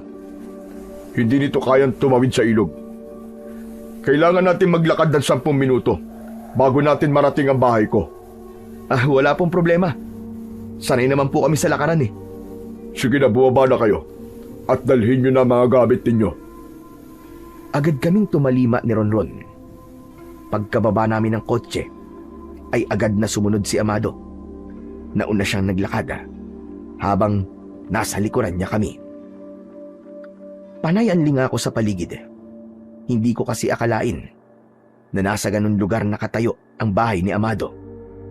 Matapos ang ilang minutong paglalakad, ay natanaw na namin ang isang malaking bahay na nakatayo sa gitna ng kagubatan. Nang nalapitan na namin yon, ay binuksan ni Amado ang pinto gamit ang isang susi. Pagpasok namin sa bahay, ay namangha ako sa laki nun. Walang masyadong gamit at medyo maalikabok ang paligid. Pasensya na kayo kung magulo at madumi ang aming bahay. Ang asawa ko kasi na si Belinda ang palaging naglilinis dito. Pero nandapuan siya ng kakaiba niyang sakit, ay hindi na nalinisan ang bahay namin. Kaya talagang napabayaan na ito. Ayos lang po, Sir Amado. Hindi ba, sabi nga kahit madumi ang bahay, basta tao nakatira. Manahimik ka nga, Ronron. Walang ganong kasabihan. Ay, sorry, wala ba? Parang may narinig kasi akong ganun Yung pinto sa kaliwa niyo ang magiging kwarto niyo. Alam ko napagod kayo sa biyahe, kaya magpahinga na muna kayo. Mamayang gabi, pagkatapos natin maghapunan, ay ipapakita ko sa inyo ang aking asawa. Kung may kailangan kayo, ay huwag kayo mahihiyang magsabi sa akin. Oo, maraming salamat po sa inyo, Sir Amado. Tinungo namin ni Ronron ang pintong itinuro sa amin ni Amado. Binuksan ko ang pinto at pumasok kami roon. May isang malaking kama at malaking cabinet doon. Sa tingin ko, ay inihanda talaga ni Amado ang silid na yon dahil malinis yon. Ibinagsak ni Ronron ang katawan niya sa kama na para siyang isang bata. Grabe! Ang lambot ng kaman to, Chong! Ang yaman pala talaga ni Sir Amado, no? Ang laki ng bahay niya. Kaya hindi nakapagtataka na kaya niya magbayad ng 200,000 pesos sa atin. Hinaan mo nga yung pagsasalita mo. Baka mamaya marinig niya tayo eh. Ano ka ba? Wala ka talagang alam sa mga ganitong malaking bahay, no? Yung mga kwarto dito, panigurado na soundproof. Gusto mo sumigaw pa ako dito eh. Baliw ka. Sige, sumigaw ka. Para kapag hindi pala to soundproof, ay masipa ka palabas ni Sir Amado. Pero seryoso, Chong. Parang parang kinakabahan ako. Ngayon lang ako kinabahan ng ganito sa gagawin natin. Normal lang yan. Ngayon lang din kasi tayo babayaran ng ganong kalaking halaga. Basta, Chong, galingan mo ang pag-arte ha. Kailangan makumbinsi natin si Sir Amado na isa ka talagang totoong albularyo. Sa pangayan sa problema ko Di ba sabi ni Sir Amado, ay babayaran niya lang tayo kapag napagaling ko yung asawa niya. O kaya ay naging mabuti kahit papano ang pakiramdam nun. Hindi to kagaya ng mga nagpagamot sa bahay namin na pagkatapos kong gamutin ay nag-aabot kagad ng pera. Saka na natin yung problemahin. Ang isipin muna natin ay yung performance na gagawin mo. Pero, pwede bang matulog na muna ako? Ay, nako. Napagod ako sa biyahe natin, Chong. Bahala ka sa buhay mo. Ako naman, lalabas lang ako saglit. Saan pupunta? Sa labas, maglalakad-lakad lang. Hindi na nagsalita si Ronron at umayos na siya ng pagkakahiga. Ako naman ay lumabas ng kwarto. Pinagmasdan ko ang kabuuan ng bahay at kahit puno ng alikabok ang paligid, ay masasabi ko na maganda pa rin yon. Lumabas ako ng bahay at naglakad ako sa paligid. Napakaraming matataas na puno at mga ligaw na halaman. Maliwanag pa ng mga oras na yon, kaya malakas ang loob kong maglakad ng mag-isa. Isa pa, sigurado ako na hanggat natatanaw ko ang bahay ni Amado, ay hindi ako maliligaw. Sa gitna ng aking paglalakad, ay napahinto ako. Ano yun? Ang baho ah! Parang amoy patay na daga. Hindi ko alam kung bakit hinanap ko pa ang pinanggagalingan ng napakabahong amoy. Hanggang sa nakita ko sa likod ng isang puno ang nabubulok na bangkay ng isang baboy ramo. Wakwak ang kanyang tiyan at pinagpipiestahan na siya ng mga langaw at uod. Natakot ako at napaatras. Napasigaw ako dahil sa gulat nang bumangga ang likod ko sa isang tao. Paglingon ko ay nakita ko si Amado. Sir Amado, kayo lang po pala. Grabe, ginulat niyo po ako ah. Anong ginagawa mo rito? Ang akala ko ba ay nagpapahinga na kayo? Si Ronron lang po nagpapahinga. Di pa po kasi ako inaantok eh. Kaya naisipan ko po maglakad-lakad, sir. May nakita po akong patay na baboy ramo. Sa itsura po niya. Aba, sigurado ako na pinatay siya sa napakabrutal na paraan. Ayun po. Tignan niyo po. Normal na ang ganyan sa kagubatang ito. Ho? Paano pong naging normal? Hindi lang baboy ramo ang hayop na nasa kagubatang ito. May iba pang hayop na mas mabangis kaysa baboy ramo ang nandito. Anong hayop naman po yun? Wala akong ideya. Hindi ko rin alam. Kaya kung ako sa'yo, manatili ka na lang sa loob ng bahay at huwag kang lalabas. Mas ligtas ka ron kaysa dito. Maraming salamat po sa paalala nyo. Kung ganun po hindi na po ako pupunta rito. Sige na. Bumalik ka na sa loob ng bahay. Malapit ng dumilim. Mas delikado ang kagubatan tuwing gabi. Hindi ko alam kung bakit may takot akong naramdaman sa sinabing yun ni Amado. Nagmamadali akong pumasok sa bahay niya at bumalik ako sa kwarto namin ni Ronron. Humiga ako sa tabi ng natutulog na si Ronron. Kahit pumikit ako, ay hindi pa rin naaalis sa utak ko ang kalunos-lunos na itsura ng patay na baboy ramo na nakita ko kanina. Pagsapit ng gabi, ay tinawag na kami ni Amado para maghapunan. Sa kusina ay merong malaki at mahabang lamesa. Ginisang gulay at pritong manok ang aming ulam.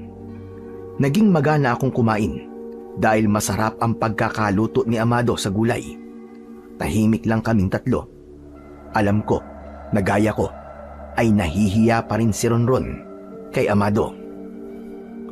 Nang natapos na kaming kumain, ay niligpit na ni Amado ang aming pinagkainan. Inilagay niya ang mga yon sa lababo. Walang linya ng kuryente sa bahay na yon. Kandila at lampara lang ang pinagkukunan namin ng liwanag. Oras na para makita mo ang aking asawa, Vincent. Ang gusto ko ay alamin mo kung kaya mo ba siyang gamutin. Kung hindi ay magsabi ka kagad para hindi masayang ang aking oras. Nako, huwag po kayo mag-alala, sir. Apo ng pinakamahusay na albularya sa barangay namin tong kaibigan ko. Lahat po ng klase ng sakit ay kayang-kaya niyang pagalingin. Sisiw lang sa kanya yun. Huy, tumigil ka nga, Ronron. Baka isipin pa ni Sir Amado na mayabang ako.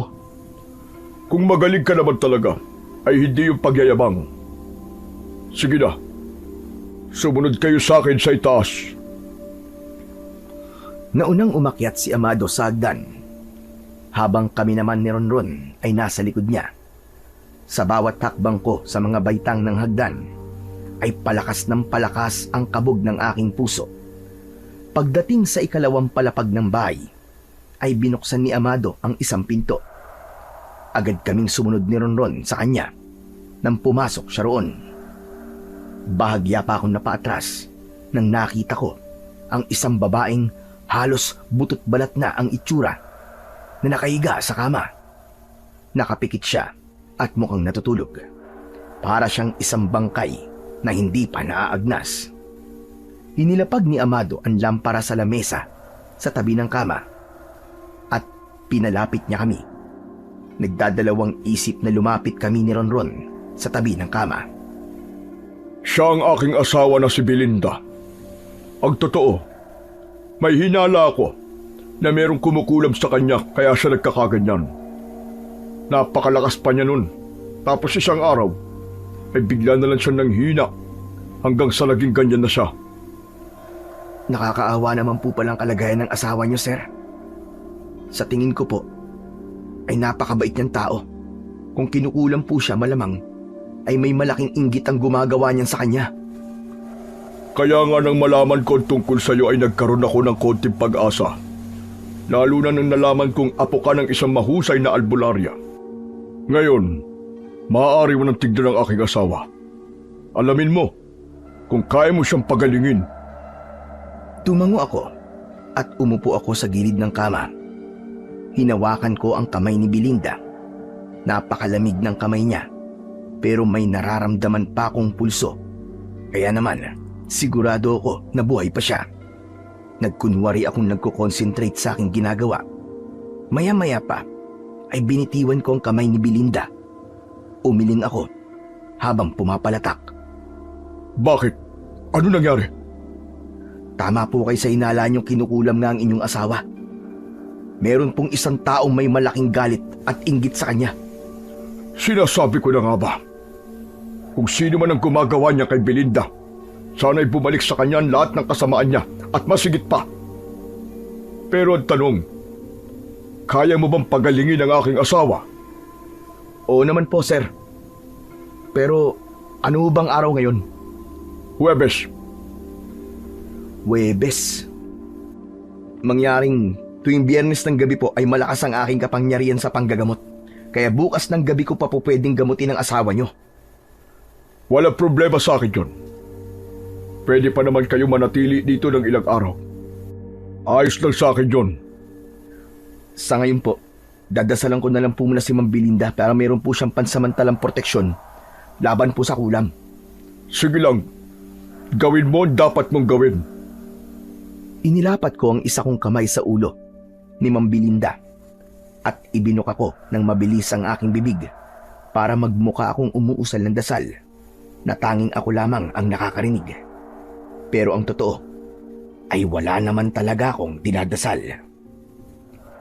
Makalipas ang ilang sandali ay tinapos ko na ang pagdadasal at humingal ako para ipakita kay Amado na napagod ako. Grabe, mukhang malakas po ang mangkukulam, sir. Nakita niyo naman po, grabe ang paghingal ko. Hayop siya, kung sino man siya. Pero sir, wag po kayong mag-alala. Kasi bukas ng gabi, ay gagamutin ko na po ang asawa niyo. Ngayon pala ay nagpapasalamat na ako sa iyo. Hindi ako nagsisisi na pinuntahan kita sa inyo. Matapos yun, ay nagpaalam na ako kay Amado na magpapahinga na kami ni Ronron. Paglabas namin sa kwartong yon, ay dumiretso na kami sa kwarto namin sa ibaba. Pagkasarado ko ng pinto, ay isang malalim na paghinga ang pinakawalan ko. Grabe pare, hindi ko alam na ganun pala kalala ang lagay ng asawa ni Sir Amado. Ayoko lang magsalita kanina kasi baka mamaya magalit siya. Nakita mo naman, di ba? Parang bangkay na yung asawa niya eh. Yun nga rin yung napansin ko eh. Nakakaawa talaga siya sobra. Pero sigurado ka bang kinulam si Ma'am Belinda? Siyempre hindi, sira ulo to. Ano bang alam ko sa ganung mga bagay? Di ba sinakyan ko lang naman yung hinala ni Sir Amado na may kumukulam sa asawa niya. Sinabi ko na lang sa kanya na bukas ko na lang ng gabi gagamutin yung asawa niya para magkaroon ako ng sapat na panahon para maganda. Galingan mo na lang bukas ng gabi, Chong. Kung kailangan mo ng tulong ko, magsabi ka lang sa akin. Bahala na bukas. Pero sana, mapaniwala natin si Sir Amado para makuha natin kagad yung pera. Ang mabuti pa matulog na tayo para bukas ay maaga tayo magising. Kailangan ay paghandaan natin ang palabas na ipapakita natin kay Sir Amado bukas ng gabi. Nauna na akong humiga kay Ronron sa kama. Ilang minuto akong nakatingin sa kawalan hanggang sa unti-unti na akong nakaramdam ng antok. Hinayaan kong sumarado ang aking mga mata hanggang sa tuluyan na akong nakatulog. Habang natutulog ako, ay hindi ko inasahan na dadalawin ako ng lola ko sa aking panaginip. Nandun daw kami sa bahay namin. At nang lumapit siya sa akin, ay malakas niya akong dinagukan, kagaya ng ginawa niya sa akin nung buhay pa siya kapag meron akong ginagawang kalokohan. Pinagalitan ako ni Lola sa panaginip ko. Sinabi niya na hindi ko dapat ginagamit ang pangalan niya sa panloloko sa mga tao. At bago matapos ang panaginip ko na yon, ay hinawakan ni Lola ang mga kamay ko. May mga salitang lumabas sa bibig niya na hindi ko maintindihan. Doon na ako nagising. Napabalikwas ako. Tagaktak ng pawis ang aking muka at mabilis ang tibok ng aking puso. Grabe naman si Lola. Pati sa panaginip ko nagagawa pa rin niya akong batukan. Tulog na tulog pa rin si Ronron sa tabi ko. Nakanganga pa nga siya habang humihilik ng malakas. Bumangon ako at nagtungo sa kusina para doon uminom ng tubig. Babalik na sana ako sa kwarto nang may narinig akong kaluskos mula sa labas. Marahan kong binuksan ang bintana sa kusina at sumilip ako roon. Nakita ko si Amado na naglalakad habang may dalang lampara. Patungo siya sa masukal na bahagi ng kagubatan. Akala ko ba sabi niya delikado sa labas kapag gabi? Bakit siya nasa labas? Ano kayang gagawin ni Sir Amado? Napuno ako ng kuryosidad kung saan pupunta si Sir Amado at kung ano ang gagawin niya. Lumabas ako ng bahay mula sa pinto sa kusina at sinundan ko ang pinuntahan ni Amado. Napahinto ako nang nakita ko ang lampara na dala niya sa tabi ng isang puno. Luminga ako sa paligid at umasa ako na makikita ko siya. Pero nabigo ako. Biglang nawala. Saan kaya siya nagpunta? Tsaka, bakit niya kaya iniwan tong lampara dito? Naku, lagot. Hindi kaya may nangyaring masama sa kanya? Baka inatake siya nung sinasabi niyang mabangis na hayop dito sa gubat. Naku, Diyos ko, wag naman sana. Bigla akong kinabahan. Ang unang pumasok sa isip ko ay ang hanapin si Sir Amado at siguraduhin na ligtas siya. Tatakbo sana ako, pero may narinig akong malalim na paghingal sa aking kaliwa. Nagpunta ako ron dahil inakala ko na si Sir Amado ang naroon. Pero paghawi ko ng makapal na halaman, ay bumungad sa akin ang isang nilalang na noon ko lang nakita sa buong buhay ko. Ang katawan niya ay parang sa tao, pero ang mukha niya ay parang isang napakabangis na halimaw. Mahaba at matutulis ang kanyang mga kuko. Lumingon ang nilalang na yun sa akin hanggang sa sumigaw ako nang bigla niya akong sinugod. Umatras ako at nang akmang tatakbo na ako ay mataas siyang tumalon. Sinunggaban niya ako at napahiga ako sa lupa habang nasa ibabaw ko ang halimaw. Maawa ka! Huwag mo akong papatayin! Ayoko pa mamatay! Malakas na umangil ang nilalang. Ngumanga siya ng napakalaki at nagkaroon ako ng hinala. Nakakagatin niya ako. Mariin akong pumikit dahil hindi ko kayang makita kung paano babaon ang matutulis niyang ngipin sa katawan ko. Lumipas ang ilang segundo pero walang mga ngipin ang kumagat sa akin hanggang sa naramdaman ko na umalis ang nilalang sa ibabaw ko at narinig ko ang mabilis at mabibigat niyang mga hakbang papalayo. Pagbukas ko ng aking mga mata ay nakita ko ang nilalang na tumatakbo papalayo sa akin. Nagulat ako nang may kamay na humawak sa braso ko. Nataranta ko ng sobra. Alimaw! Uy, pare, ako to! Hindi ako alimaw, pambira ka, oo! Hindi ako makapaniwala nang nakita ko si Ronron sa tabi ko. Tinulungan niya akong tumayo habang nanginginig ang aking buong katawan. Anak ng putya naman, Chong, oo. Ano ba nangyayari sa'yo? Nagising ako sa lakas ng sigaw mo, ah. Tama ka nga, hindi nga soundproof yung kwarto natin kasi narinig kita. Chong, Ronron, may nakita ko nakakatakot na nilalang eh. Para siyang alimaw. Grabe, sobrang nakakatakot siya. Ang akala ko nga papatayin niya ako eh. Pero hindi ko alam kung bakit bigla siya tumakbo. Grabe, ang lalaki ng pangil niya. Ang ibig mo ba't sabihin eh? Inatake ka ng aswang? Aswang? Oo, aswang. Base kasi sa pagkakadescribe mo rin sa nilalang na sinasabi mo sa akin, sigurado ako, isa yung aswang.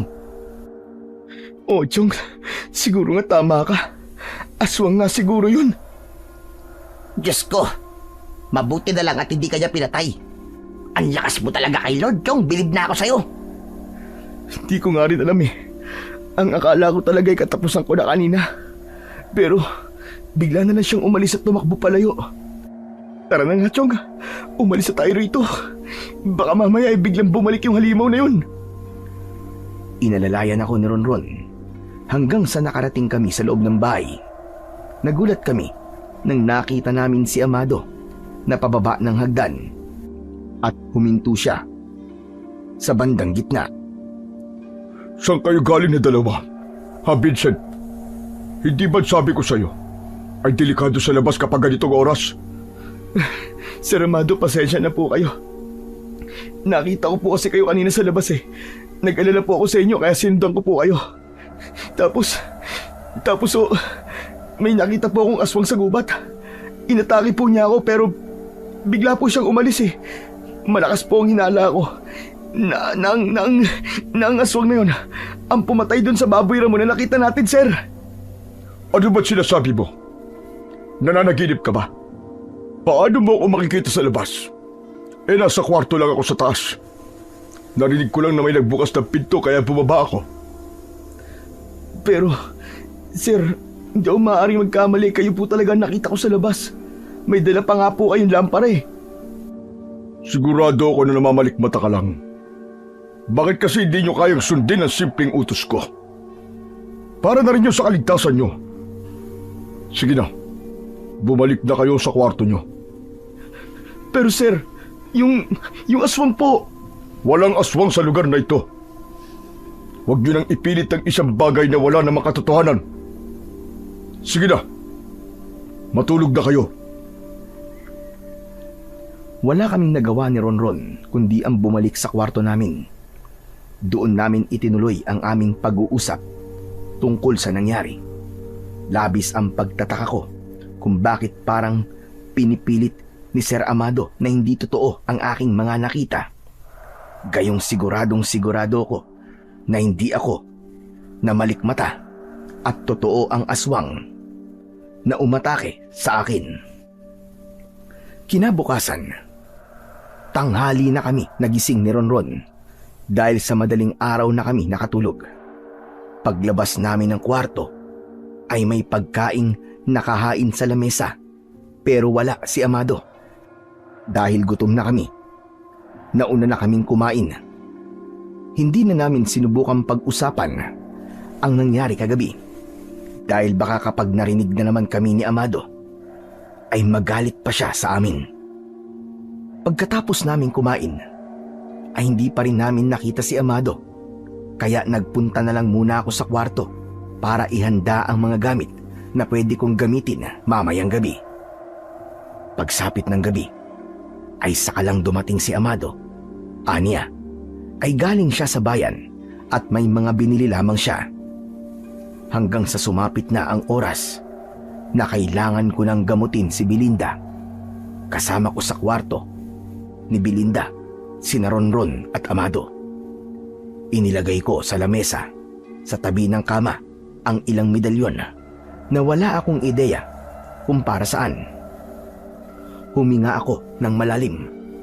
Nagtaka ko nang kusang kumilos ang aking mga kamay. Dinampot ko ang isang medalyon at isinuot ko yun sa aking leeg. Hinawakan ko ang medalyon habang ang isang kamay ko ay nakalapat sa noo ni Belinda. Umusal ako ng orasyon. Hindi ko maintindihan ang nangyayari. May mga salitang lumabas na bigla sa bibig ko na hindi ko alam kung saan nanggagaling. Nang matapos kong banggitin ang orasyon, nagulat kaming lahat nang bigla na lamang sumuka si Belinda ng malapot na itim na likido. Nanginig ang buong katawan niya at makalipas lamang ang ilang segundo ay tumigil na rin siya sa paggalaw. Tinabig ako ni Amado. Dinama niya ang pulso ni Belinda at galit na galit siyang tumingin sa akin. Hayop ka! Anong ginawa mo sa asawa ko? Bakit wala na siyang pulso? Pinatay mo siya! Hindi, sir. Hindi ko po alam ang nangyari. Paano hindi mo alam? Isa kang albularyo, hayop ka. Dapat ay alam mo ang ginagawa mo. Hindi ako papayag ng ganito. Buhayin mo ang asawa ko. Buhayin mo siya! Hindi ko po kayang gawin yan, sir. Hindi ko naman po kayang bumuhay ng patay eh. Nanlaki ang mga mata ko sa takot nang sa isang iglap ay naging aswang si Amado. Hindi ako pwedeng magkamali. Siya yung aswang na nakita ko sa gubat. Tumakbo si Ronron palapit sa akin. Napayakap kami sa isa't isa. Marahan kaming umatras. Pero hindi namin inaalis ang tingin namin kay Amado dahil baka bigla niya kaming sugurin at sagpangin. Hindi ko kayo mapapatawad sa ginawa niyo sa aking asawa. Mga lapastangan kayo! Sir, Amado. Paawa po kayo sa amin, sir. Huwag niyo po kami papatayin, sir. Hindi ko po talaga alam kung ano nangyari sa asawa niyo. Sir, aamin na po ako, sir. Hindi po ako totoong albularyo, sir. Wala po akong kakayahan na manggamot. At totoo po niyan, sir, nanluloko lang po kami ng mga tao para magkaroon po kami ng pera, sir. Kaya sana po maintindihan niyo kami na wala akong kasalanan kung bakit namatayan si Ma'am Belinda. Sir, maniwala kayo, sir. Wala po talaga akong ginawa sa kanya, sir. Maawa na po kayo, sir. Sa sinabi mong yan, ay mas lalo lang ako nagkaroon ng dahilan para patayin kayong dalawa. Ang dapat sa mga kagaya nyo ay binubura na sa mundo. Mga manluloko! Hindi ko na hinintay na atakihin kami ng aswang na si Amado. Hinila ko ang kaibigan kong si Ronron palabas ng kwartong yon. Isinarado ko ang pinto at saka kami tumakbo paibaba. Walang lingon-lingon kaming lumabas ng bahay at tinahak namin ang madilim na kagubatan. Anak ng putya naman, Tiyongo. Ano ba pumasok sa utak mo? At tinami mong hindi ka tunay na albularyo? Akala ko kasi may isip niya na wala akong kinalaman sa pagkamatay ng asawa niya. Kapag nalaman niya yun, malay ko bang mas lalo siya magagalit? At malay ko ba na aswang pala siya? Tiyong, anak ng putya, tignan mo. Nakasunod yung aswang sa atin. Huwag kang lumingon. Basta tumakbo lang tayo ng tumakbo. Bilisan mo! Halos hindi ko na naramdaman ang lupa sa bilis ng aking pagtakbo. Ramdam ko rin ang presensya ng aswang na nakasunod sa amin sa aming likuran. Hindi niyo ako matatakasan. Kahit saan kayo magpunta, ay susundan ko kayo. Papatayin ko kayo, mga manloloko kayo! Hindi na namin pinakinggan ang mga sinasabi ng aswang. Hanggang sa wakas ay nagawa na naming makalabas sa kagubatang yon. Kahit pagod na kami, ay hindi pa rin kami tumigil sa pagtakbo.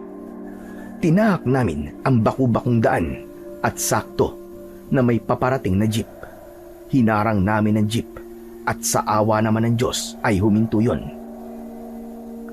Nakiusap kami sa driver ng jeep na pasakayin niya kami dahil nga hinahabol kami ng aswang. Nung una ay hindi siya naniwala sa sinabi namin sa kanya. Pero nung nakita niya na ang aswang na tumatakbo papunta sa amin, ay doon na siya pumayag.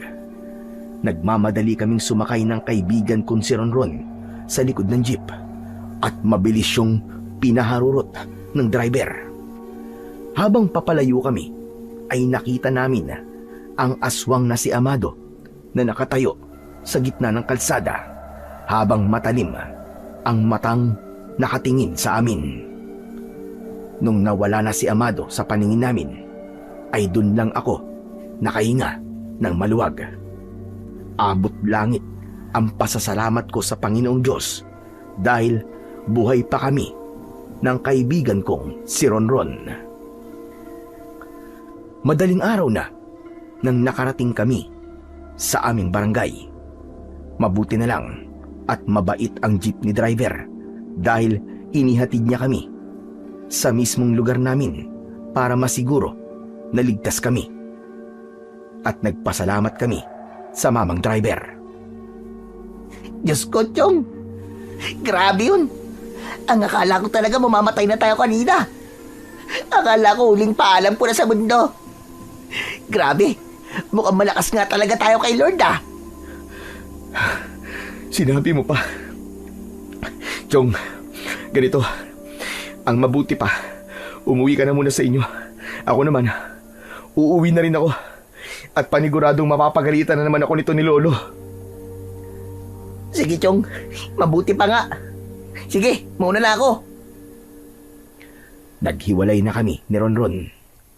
Mabagal akong naglakad pauwi sa bahay namin. Inihanda ko ang sarili ko sa galit ni Lolo Waldo. Pero nang malapit na ako sa bahay namin, ay nagtaka naman ako dahil nakabukas ang pinto nun. Sigurado rin ako na may nakasinding gasera sa loob dahil sa liwanag na lumalabas sa pinto. Bigla kong kinabahan ng mga sandaling yon. Binilisan ko ang aking paglalakad. Ngunit, bago pa man ako makapasok sa bahay namin, ay lumabas mula sa loob si Amado. Sa pagkakataon na yon, ay nasa anyong tao na siya. Mas lalo akong kinabahan dahil sa dugo sa kanyang mga kamay. Nagulat ka ba? Na nauna pa ako sa iyo rito. Hindi mo alam ang kakayahan ng isang aswang na kagaya ko. Sinabi ko naman, di ba, na hindi niyo ko matatakasan. Si Lolo Waldo, anong ginawa mo sa lolo ko? Buhay ng asawa kong kinuha mo. Kaya dapat lang na buhay din ng taong malapit sa'yo. Ang kabayaran. Walang iya ka, demonyo ka! Hindi mo na dapat pandinamay ang lolo ko sa galit mo sa akin. Oo, nagsinungaling ako sa'yo, inaamin ko yun. Pero wala akong kinalaman sa pagkamatay ng asawa mo. Ba't tayo mo mamaniwala sa akin? Wala akong ginawa sa kanya para mamatay siya.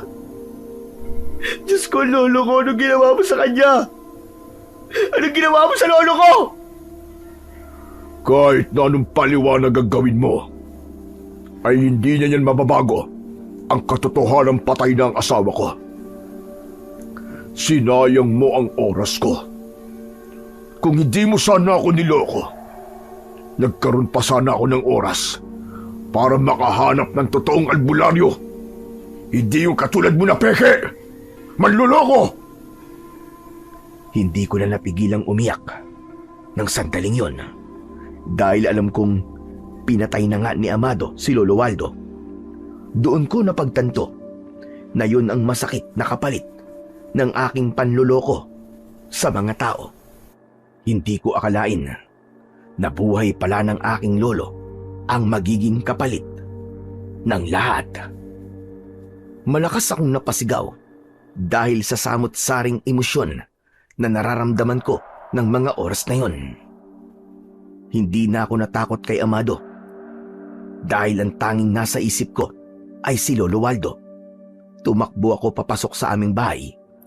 Tinabig ko kagad si Amado. Nang nasa loob na ako, ay natigilan ako nang nakita ko si Lolo Waldo sa kusina. Nakaupo siya habang nagkakape at kalmado lang siya. Naguguluhan akong lumapit kay Lolo Waldo. Hinawakan ko ang mukha niya upang masiguro na siya talaga yon at buhay. Lolo Waldo! Lolo Waldo, ikaw ba talaga yan? Lolo Waldo, sumagot ka! Siguro naman ay natutunan mo na ang aral na dapat mong matutunan. Ano po ba sinasabi niyo? Ang akala ko po ba pinatay po kayo ni Amado. Pinatay po kayo ng aswang. Bago ka pa makarating dito, ay naunahan ka na ni Amado. Nagpakilala siya sa akin at ikinuwento niya ang lahat ng nangyari. Wala ka. Talagang nakakahiya ka, Vincent. Nang dahil lang sa malaking halaga ng pera, ay handa kang manloko ng tao. Hindi lang pala tao, kundi pati na rin ang aswang. Pero ang akala ko po ay pinatay kayo ni Amado. Ano po ba talaga nangyayari? Naguguluhan na po ako eh. Yun ang dapat na gagawin ko. Naisip ko na patayin ang kung sino man ang kasama mo sa bahay.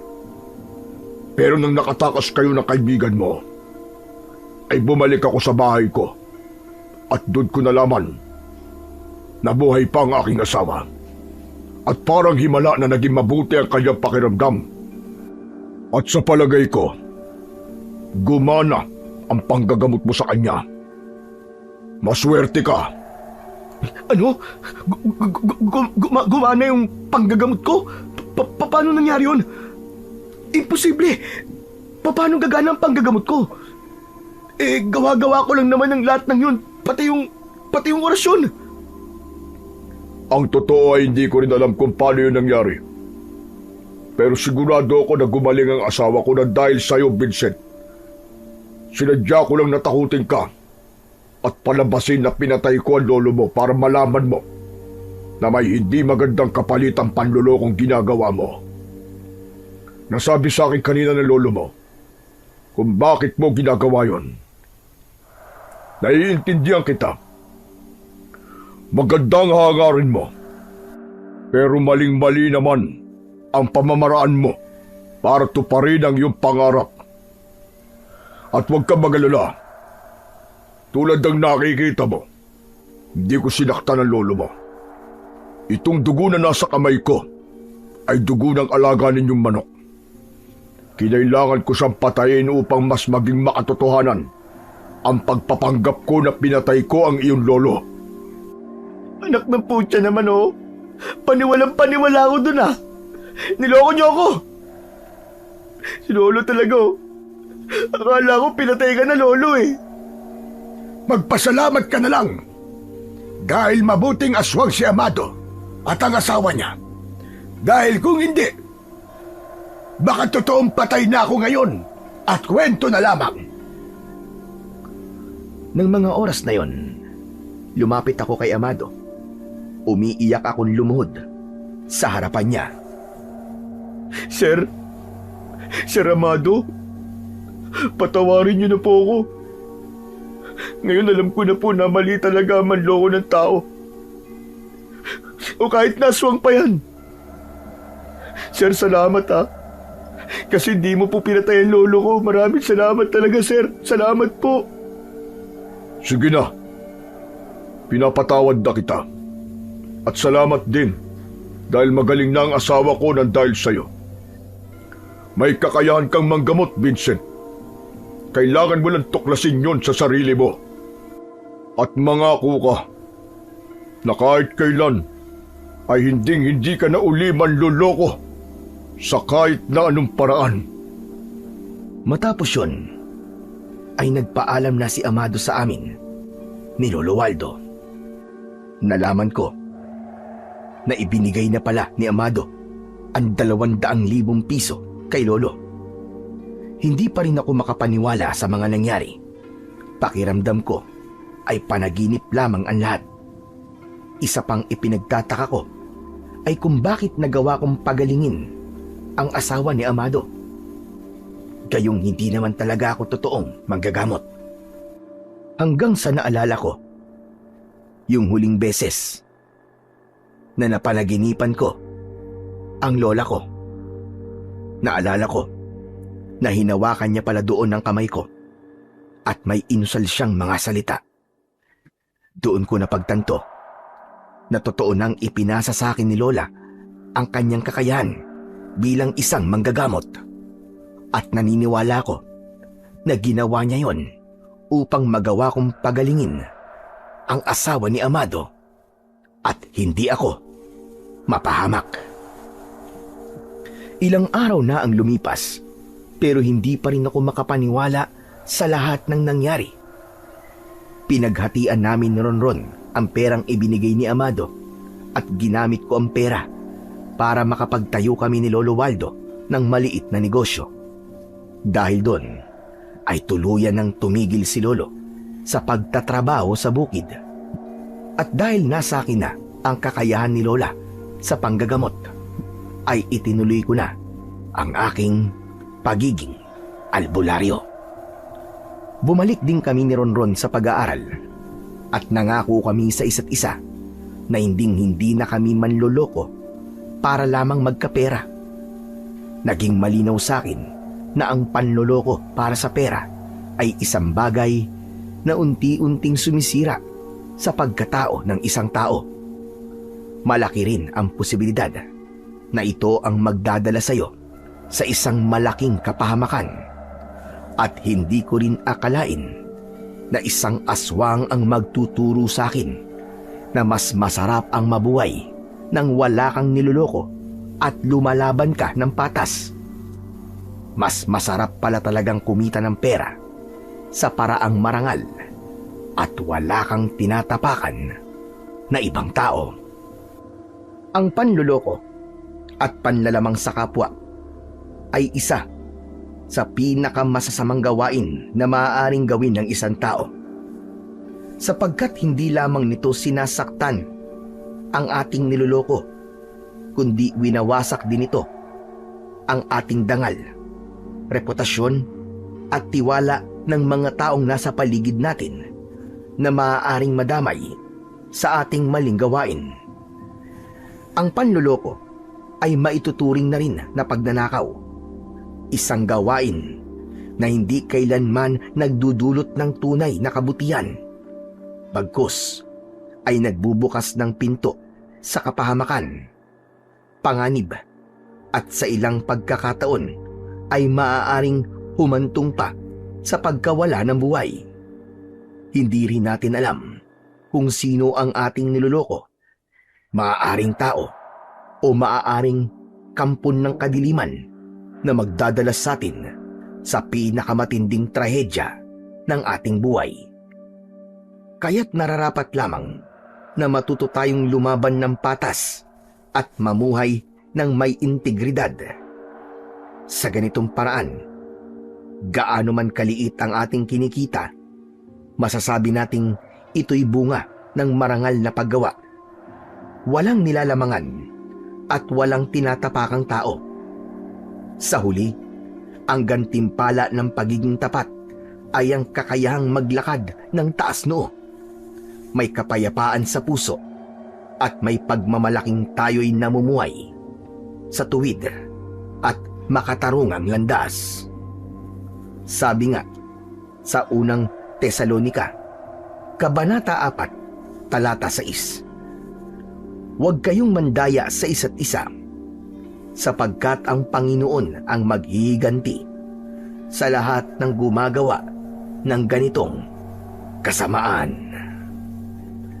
Maraming salamat po sa inyong walang sawang suporta at pakikinig sa aking mga YouTube channel. Sana po ay pagpalain po tayong lahat ng Diyos na may kapal.